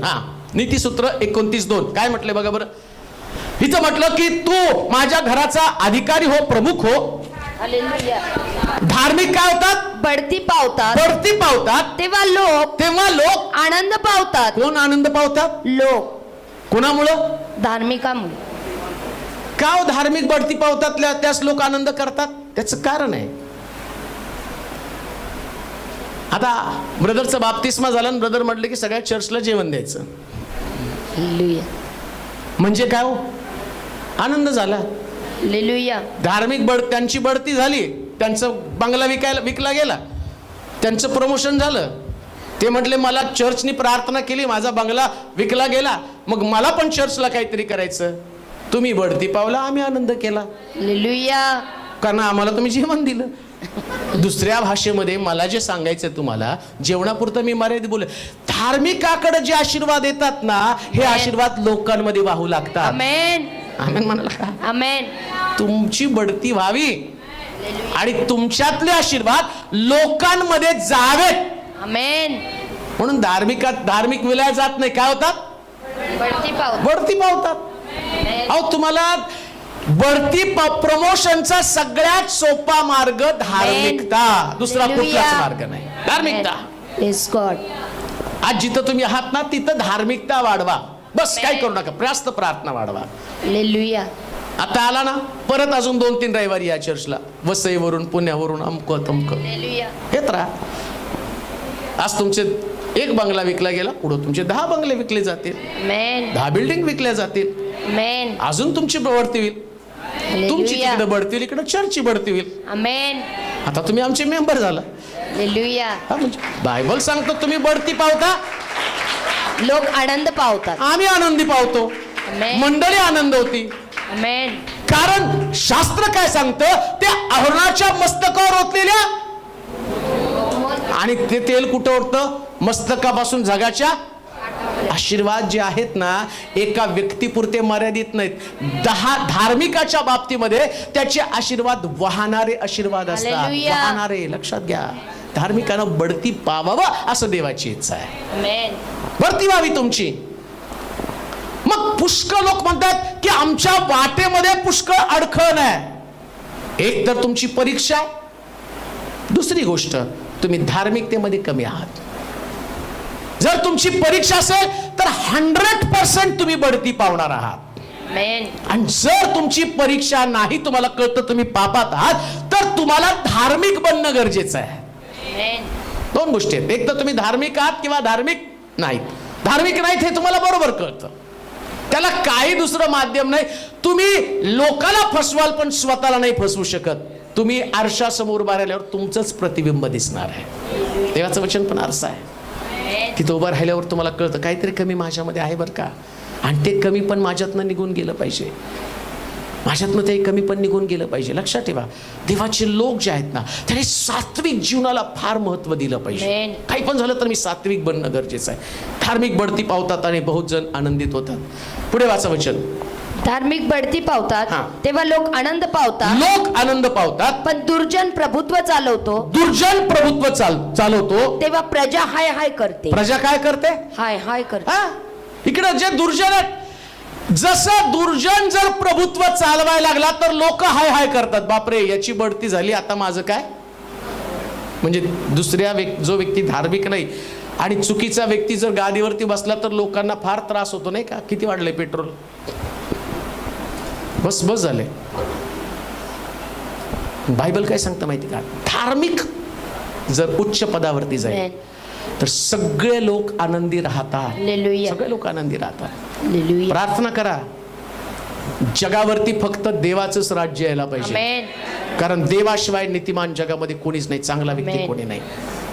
म्हणून आम्ही काय केलं पाहिजे या दिवसामध्ये? धार्मिकता साठवली पाहिजे. धार्मिक बढती पावतात आणि त्या ठिकाणामध्ये सर्व लोक आनंद पावतात. सगळे आनंद पावतात. अजून वेळ आहे, अजून एक वचन घेऊया.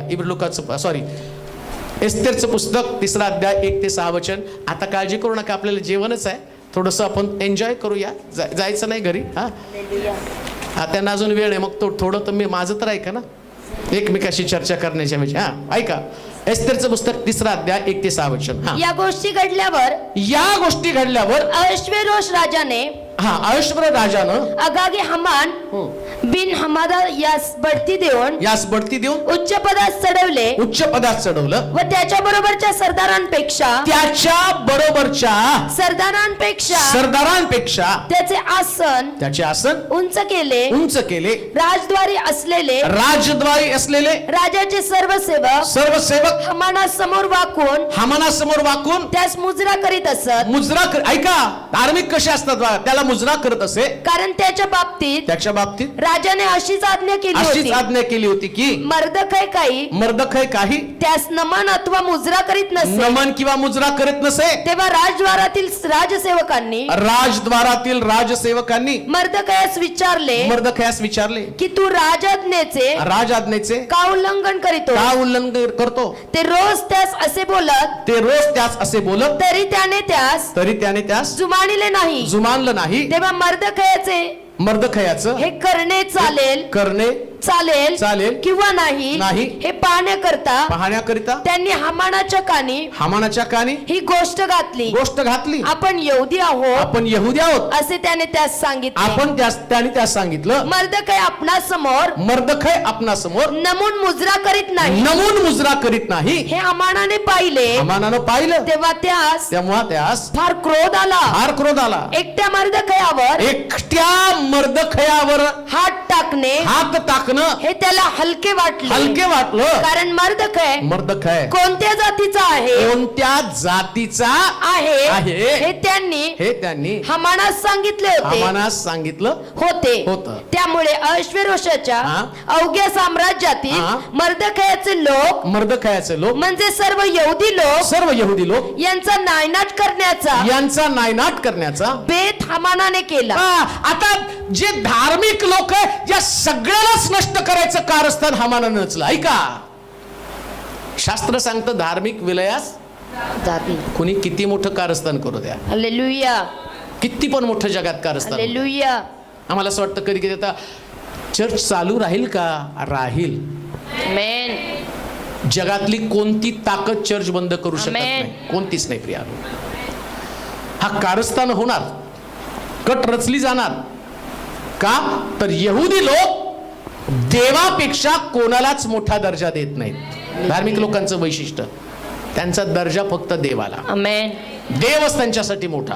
हालेलुया. एक गोष्ट लक्षात ठेवा, जसं मर्दखैनं परमेश्वरापेक्षा त्या हामानाला बिलकुल किंमत दिली नाही, मग काय म्हटला तो, आता एकटा मर्दखै नव्हे तर सगळी इस्रायल जातच नष्ट करून टाकणार आहे, एक सुद्धा वाचणार नाही. का तर त्यांचं सात्विक जीवन, त्यांचं धार्मिक जीवन. लक्षात घ्या, धार्मिक जीवन ज्यावेळेस तुम्ही जगता ना, तर ते तुमच्या जगासाठी मोठं आव्हान आहे, तुमच्यासाठी सुद्धा मोठं आव्हान आहे. हालेलुया. आणि शास्त्र काय सांगतं माहिती का, जगात त्या ठिकाणातला देशातला प्रत्येक व्यक्ती हामानासमोर नमन करत होता, पण मर्दखैनं कधीही हामानासमोर मान तुकवली नाही. कान देऊ नाही का, कोणत्याही परिस्थितीमध्ये, कोणत्याही स्थितीमध्ये परिस्थिती समोर लोटांगण घेऊ नका. लोटांगण घ्यायचं तर फक्त परमेश्वरासमोर घ्या, फक्त देवासमोर, हालेलुया. फक्त देवासमोर. आमेन. कारण बायबल सांगतं, ज्याला घडवलं तो देव स्वर्गामध्ये आहे, हालेलुया. आणि सगळ्या लोकांच्या जीवनाच्या दोऱ्या त्याच्या हातामध्ये. आता Amen. पृथ्वी तलावर या धार्मिकच्या विरोधात इकडे हमान कारस्थान रचतो. तो काय म्हणतो, सगळे यहुदी मारायचे. राजाकडनं तशी परमिशन घेतलं, खजिना भरला. नीट आहे का, हे तुम्हाला का सांगतो, मला देवाच्या वचनावर एवढा विश्वास आहे, धार्मिक कधीच विलया जात नाही. आता खजिन्यामध्ये त्यानं आणि ते रुपये भरले, पैसे भरले, त्याच्यानंतर राजाकडनं द्वाही पण फिरवली, आणि राजानं शिक्का मारून सांगितलं, सगळे यहुदी मारून टाका. इकडे यहुदी पण रडायला लागले, सगळीकडे रडारडी. आणि देवाच्या वचनात तर सांगितलं, धार्मिक विलयास जात नाही. पण आता तर राजाची आज्ञाच आहे की विलास गेलेच पाहिजे, सगळे संपले पाहिजे. पण इकडं काय घडलं, हे लोक रडत बसण्याच्या ऐवजी त्यानं या मर्दखैनं एस्तेरला निरोप पाठवला. हालेलुया. बघ, आता यहुदी लोक मरणारे तर तू पण नाही वाचणार, तू राजाकडे जा आणि त्यानं जे काही त्यानं राजानं फरमान काढलं ते रद्द करून टाक. ती काय म्हणते माहिती का, मी जर आत्ता राजासमोर गेले, राजदंड पुढे केल्याशिवाय जर कोणी राजासमोर गेला तर राजा त्याला खलास करतो, मला मरण्याची भीती आहे. ती काय म्हणते, एक गोष्ट करा, तुम्ही माझ्यासाठी प्रार्थना उपवास करा 3 दिवस, आणि मग मी राजासमोर. म्हणजेच तुम्ही धार्मिक बना. आमेन. म्हणजे तुम्ही धार्मिक बना. आमेन. तुम्ही प्रार्थना करा, उपवास करा, मग मी राजासमोर घेते, आणि राजाने मग मला मारलं तर मारलं. हालेलुया. आणि इकडं उपवास आणि प्रार्थना, धार्मिक जीवन. मी हे तुम्हाला सांगतो, राजाची फिरवलेली द्वाही जगाच्या हालेलुया. इतिहासात कधी माघारी जात नाही, पण धार्मिकतेमुळं अशक्य गोष्ट शक्य हालेलुया. घडली. कारण बायबल सांगतं ते विलायत जाणारच नाही. आमेन. म्हणून लक्षात ठेवा, राजाचं फरमान कॅन्सल होईल, पण देवाचं वचन कधीच कॅन्सल होणार हालेलुया. नाही, आमेन. कधीच नाही. राजाचं फरमान कॅन्सल झालं, पण देवाचं वचन. आता काय झालं, इथं धार्मिक विलय जात नाही, पण तिथं काय म्हटलं, दुर्जन बढती पावला तर लोक, आणि इकडे सगळे इस्रायल लोक हाय हाय. कारण बढती कोण पावलं, हामानाला सलाम करायला सांगितलं. हामानाला सलाम करायला सांगितलं म्हटल्याबरोबर तिकडे गडबड गोंधळ झाली. पण देवाचं वचन सांगतं की धार्मिक विलय जात नाही म्हणजे आज मनावरती कोरून ठेवा, हालेलुया. तुम्ही कधीच विलयात जाणार नाही. आमेन. कधीच नाही बरं का. कोणी पण किती मोठं कारस्थान करू द्या, कट तुमच्या विरुद्ध रचू द्या, हालेलुया. देवाच्या निवडलेल्या लोकांविरुद्ध कितीही Amen. मोठं सामूहिक कट रचला तरी सुद्धा बायबल सांगतं देवानं ते बदलून टाकलं. Amen. इकडं तसंच हालेलुया. घडलं, तसंच घडलं, 100% तसंच घडलं. शास्त्र सांगतं की, मला वाटतं एस्तेरचं पुस्तक 9 अध्याय 4 वचन वाचा बरं. हा, 9 अध्यायचं. घडलं काय, मर्दखयाचा राजदरबारी हा. मोठा मान असून त्याची कीर्ती सर्व प्रांतातून पसरली होती. आता इकडे काय सांगितलं, तो म्हटलं त्याला खांबावरती लटकवायचं, सुळावरती. आणि देवाच्या वचनात काय सांगितलं, त्याचं राजदरबारी मोठा मान असून. कुणाचा मान, मर्दखयाचा. मग मर्दकायसाठी तर खांब होता, मग मान कुठून आला, धार्मिकतेमुळं. आमेन. धार्मिकतेमुळं हा मान आला. हालेलुया. म्हणून लक्षात घ्या, ज्या दिवशी तुम्ही धार्मिक जीवन जगता ना, ते कदाचित लोक तुमचा अपमान करेल, पण देव तुमचा सन्मान हालेलुया. करायचा करतो, त्यास तुमचा अपमान होणार तरी कसा हो? हालेलुया. कसा अपमान होणार आहे तुमचा? हे धार्मिक जीवनाला एवढं महत्व आहे बरं का. तुम्ही त्याला दुय्यम ठरवता. तुम्ही म्हणता बा आम्ही म्हणतो त्यांनी शाळेला गेलं पाहिजे, त्यांनी कॉलेजला गेलं पाहिजे, त्यांनी हे अभ्यास केला पाहिजे, त्यानं ते केलं पाहिजे. ते सगळं सोडा, त्यांनी प्रार्थना केली पाहिजे, Amen. चर्चला आलं पाहिजे, Hallelujah. आपोआप देव त्याला मोठं करणार आहे. आमेन. ही गोष्ट इतकी महत्वाची आहे. हालेलुया. एक गोष्ट ध्यानात ठेवा, आम्ही किती मोठ्या पदावरती काम करत आहोत ते इम्पॉर्टंट नाही. हालेलुया. हामान सगळ्यात मोठ्या पदावरती गेला, राजाचा पोशाख घालून फिरवण्याचं स्वप्न तो बघत होता. आमेन. परंतु आम्ही पाहतो इथं मर्दखय ज्याला खांबावरती लटकवण्यासाठी सगळी प्रोव्हिजन केली, पण त्यानं प्रार्थना बंद केली नाही. आणि बायबल सांगतं याच्या धार्मिकतेमुळं त्याला सगळ्यात मोठा दर्जा मिळाला. आमेन. जगामध्ये सगळ्यात मोठा दर्जा फक्त प्रार्थनेनं आणि समर्पणानं हालेलुया. मिळतो. सगळ्यात मोठं काम, सगळ्यात मोठी प्रोव्हिजन हीच आहे. हालेलुया. म्हणून आपल्या लेकराकडे स्वतःकडे पाहताना माझ्याकडे काय आहे हा प्रश्न स्वतःला कधी करू नका. हालेलुया. तुम्ही प्रार्थनाशील आहात ना, आमेन.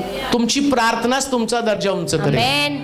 तुमची परिस्थिती बदलेल. असंच लिहिलं ना, वाचा बरं हालेलुया. ते. मर्दखयाचा राजदरबारी मोठा मान असून मान असून त्यांची कीर्ती त्याची कीर्ती सर्व प्रांतातून पसरली होती. कुठं पसरली हो? सर्व प्रांतातून. अहो म्हणजे सोलापुरातलं एक गाव पण असं राहणार नाही की हालेलुया. जिथं तुम्ही ओळखले जाणार नाही. आमेन. धार्मिकता एवढी तुम्हाला लांब पर्यंत घेऊन जाते हो. हालेलुया. शाळेमध्ये जर हुशार असेल तर शाळेपुरतं मर्यादित राहील. अमक्या अमक्या वर्गा ब तुकडीतला अमका अमका मुलगा फार हुशार आहे, ती तुकडीत झालं. हालेलुया. पण बायबल सांगतं योबासारखा नीतिमान भूतलावर कोणी नाही. हालेलुया. ही कीर्ती आहे, आमेन. ही कीर्ती आहे, ही कीर्ती हा दर्जा आहे. हालेलुया. आहात कुठं तुम्ही? धार्मिकता सोडून बाकीच्या गोष्टी. लक्षात घ्या, एखादं काम, हामानाला जे मिळालेलं काम, त्याचं काय राजदरबारी त्याचा सन्मान, असं लिहिले राजदरबारी त्याचा सन्मान. आणि याची काय मर्दखयची कीर्ती मोठा मान असून त्याची कीर्ती सर्व प्रांतातून पसरली. कुठं पसरली? सर्व प्रांतातून. हा कुठं भाव खात होता? दरबारात. दरबार. मला सलाम करा, मला सलाम करा, सलाम शाप नाही. अरे काय सलाम शाप करत बसतो तिकडे बाहेर बघ. हा मर्दखय कुठं गेलाय? सगळीकडे पसरलेला आहे, सगळीकडे. म्हणून लक्षात ठेवा, एकमेकाला कोण रिस्पेक्ट देत नाही त्याच्यात अडकून पडू नका. देवाकडे तुमचा रिस्पेक्ट फार मोठा आहे. हालेलुया. हा? किती छान आहे ना. कधी कधी हालेलुया. म्हणतो, "नाही, त्याने नाही मला प्रेज लॉर्ड नाही केलं." जाऊ दे ना. हालेलुया. एवढं काय त्यांनी काय हातात नाही दिलं, त्याने अमकं नाही केलं, मला तोंड बघून फिरवलं, अमकं झालं. याच्यात जर अडकून पडला तर राष्ट्रात तुमची कीर्ती कशी होणार आहे? हालेलुया. धार्मिक मनुष्य फोकस व्यक्तीवरती करत नाही, देवाच्या दर्जाकडे करतो. हालेलुया. देवाचा दर्जा काय? हा दर्जा आहे, आमेन. हा दर्जा आहे. त्या शहरामध्ये मी आलो ना, बऱ्याच ठिकाणात मला हाकलून दिलं बरं का. तुम्हाला माहित पण नसेल, हे प्रशांत बिशांत असतील बाहेर, त्यांना विचारा. त्यांना घेऊन फिरायचो, एकदम छोटी छोटी पोरं होते, त्यांना घेऊन फिरायचो प्रार्थनेला. मग कुठल्या घरात गेल्यावर तिथं तो व्यक्ती यायचा आणि म्हणायचं इथं दिसलं तर तुझं तंगडं तोडेल. मग आपलं निघायचं तिथून. चला तुम्हाला नाही आवडत तर तिथं नाही, मग दुसरीकडं. मग काय झालं काय? लोकांनी प्रतिबंध केला म्हणून काम थांबलं का? आज जगाच्या हालेलुया. कानाकोपऱ्यात देवाचं वचन गेलं. हे सुद्धा सत्य आहे, हे हालेलुया. सुद्धा सत्य आहे. आमेन. कोण प्रतिबंध करणार आहे? कोण? पण धार्मिकता सोडू नका. आमेन. हे असं झालं ते तसं झालं नाही. धार्मिकता म्हणजे धार्मिकता. हालेलुया. धार्मिकता एका विशिष्ट डब्यामध्ये नाही अडकून पडत. आमेन. एक डब्यामध्ये नका अडकून पडू. देवानं तर किती मोठी गोष्ट तुमच्यासाठी ठेवली. हालेलुया. काय म्हटलं वाचावर परत वचन? मर्दखयाचा राजदरबारी राजदरबारी मोठा मान असून मोठा मान असून त्याची त्याची कीर्ती सर्व प्रांतातून सर्व प्रांतातून पसरली होती. पसरली होती. मर्दखयाचा महिमा मर्दखयाचा महिमा उत्तरोत्तर म्हणजे काय हो? रोजचे रोज, हालेलुया. दिन प्रतिदिन, आमेन. एव्हरी डे, रोजच्या दिवसामध्ये काय लिहिलं? उत्तरोत्तर वाढत गेला, उत्तर वाढत गेला. वाढत गेला. इकडे यहुदी लोकांनी इकडे यहुदी लोकांनी आपल्या सर्व शत्रूंवर सगळ्या शत्रूंवर तलवार चालवून त्यांचा वध व विध्वंस केला. कोणाचा विध्वंस केला? जे त्यांना मारणार होते त्यांचाच विध्वंस यांनी केला. आणि हालेलुया, कसं काय विध्वंस झाला? यांनी प्रार्थना केली ना. हालेलुया. हे रडत नाही बसले, चला आता आम्ही मरणार आहे, आम्ही कधी लगेच हात्यावर टाकून देतो, झालं आता माझं काहीतरी होणार नाही. हो, ते करायच्या ऐवजी गुडघे हालेलुया. टेका. आमेन, ते करायच्या ऐवजी प्रार्थना करा. आमेन, तुमचा शत्रू किती प्रबळ आहे याच्यापेक्षा तुमची प्रार्थना किती आमेन. प्रबळ आहे हा बघण्याचा समय असतो. हालेलुया. शत्रू फार प्रबळ तुम्हाला वाटतो, शत्रू नाही प्रबळ, प्रार्थना प्रबळ आहे. आमेन, प्रार्थना खूप प्रबळ आहे. ही प्रार्थना तुमच्या जीवनामध्ये जे अस्तित्वात नाही ते तुमच्यासाठी अस्तित्वात आहे. ही धार्मिकता आहे, आमेन. जे तुम्हाला दिसत नाही. तुमचा विजय यांच्याकडे तर राजाचं फरमान होतं. काय फरमान होतं? सगळे मरणार आहेत, एवढी कोणी वाचणार नाही. पण आज जर परिस्थिती बघितली तर उलटीच आहे. यहुदी मारत होते आणि ज्यांनी मारायचं ठरवलं ते मार खात होते. किती सुंदर आहे. हालेलुया. मारणारे मार खात होते आणि जे मरणार होते ते मारत होते. धार्मिकता अशीच आहे. लक्षात ठेवा, जगात सगळ्याचा अंत करणं सोपं आहे, पण धार्मिकाचा अंत करणं फार कठीण आहे. हालेलुया. कारण देवाच्या वचनानं त्याला प्रोटेक्शन दिलेलं आहे. काय प्रोटेक्शन आहे? धार्मिक कधीच विलया जात नाही, हालेलुया. कधीच नाही प्रियानो. 100% तुम्हाला सांगतो. आमेन. आजच्या दिवसापासून ठरवा, मी एक साक्षीचं जीवन जगेल, नीतीचं आमेन. जीवन जगेल, आणि हेच नीतिमत्व तुमच्या जीवनामध्ये साक्ष घडवेल. हालेलुया. हे बाप तुम्हाला आशीर्वादित करू. आपण प्रार्थना करू, आपल्या जागेवरती आपण उभं राहूया, आपले डोळे आपण बंद करूया. देवाचं वचन आपल्याशी बोललेलं आहे. या वचनानं आमची भेट घेतलेली आहे आणि त्याचं वचन स्पष्टपणे आम्हाला सांगतं, धार्मिक कधीच विलया जात नाही. काय वचनावर तुमचा विश्वास आहे का? पण धार्मिकाला बहुत कष्टातनं जावं लागतं. प्रभू सगळ्यातनं त्याला सोडवतो. हेही सत्य आहे. हे सर्व समर्थ देवा, आम्ही नम्रतेने तुझ्या समोर येत आहोत. ओठाचं फळ स्तुतीचा यज्ञ तुला देतो.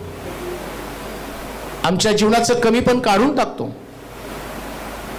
कष्ट सोसण्यासाठी आमची मानसिक तयारी करतो. प्रभूचे, आम्हाला माहिती की नीतीचं जीवन जगणं फार कठीण आहे, पण त्याच्यापूर्वी तो आम्हाला ताकद पण देतो ना. परीक्षेच्या अगोदर ती सात्विकता, ते नीतिमत्व, ते चांगुलपण, याच्यानं तो आम्हाला परिपूर्ण कर.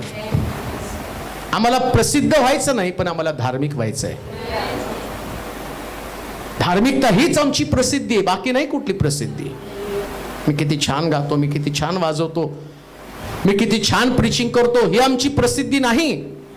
तर माझी प्रार्थना, माझा तुझ्यावरचा विश्वास, माझं शुद्ध जीवन, हीच माझी प्रसिद्धी आहे. प्रभू, त्यासाठी तो मला सिद्ध कर.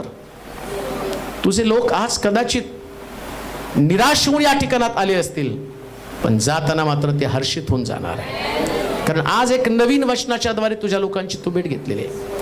प्रार्थना करतो त्या लोकांसाठी जे गुगल मीट, फेसबुक, यूट्यूबच्या माध्यमाशी आमची कनेक्टेड आहे. त्यांच्याही अडचणी सोडव प्रभूजी, आणि त्यांना पराकोटीचं धार्मिक बनव. कारण धार्मिकतेशिवाय कोणी यश संपादन करू शकत नाही, धार्मिकतेशिवाय कोणी पुढे जाऊ शकत नाही.